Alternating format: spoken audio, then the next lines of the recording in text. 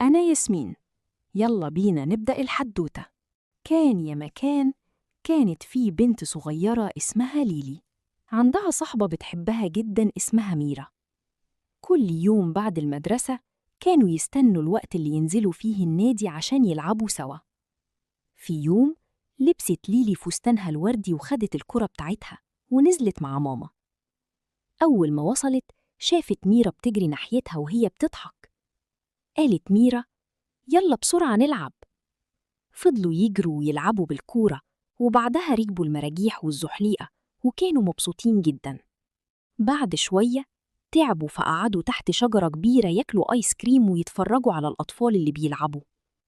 ليلي لاحظت إن ميرا هادية شوية، فقالت لها: مالك يا ميرا، انتي ساكتة ليه؟ ميرا بصت لها وقالت: أنا حصل معايا موقف قبل ما تيجي. ليلي قالت بفضول: إيه اللي حصل؟ ميرا قالت: وأنا بلعب واحد غريب جه وقال لي تعالي هنا شوية. ليلي اتفاجئت وقالت: وانتي عملتي ايه؟ ميرا قالت: أنا خفت وافتكرت كلام ماما، إنها قالت لي ما ينفعش أتكلم مع ناس غريبة. ليلي هزت راسها وقالت: وأنا كمان ماما قالت لي كده. ميرا كملت: وكمان قالت لي ما ينفعش أقعد على رجل أي حد. ليلي قالت: صح، ماما بتقول جسمنا بتاعنا. ميرا ابتسمت وقالت: عشان كده مشيت بسرعة ورحت عند طنط. ليلي فرحت وقالت: انتي شطورة قوي.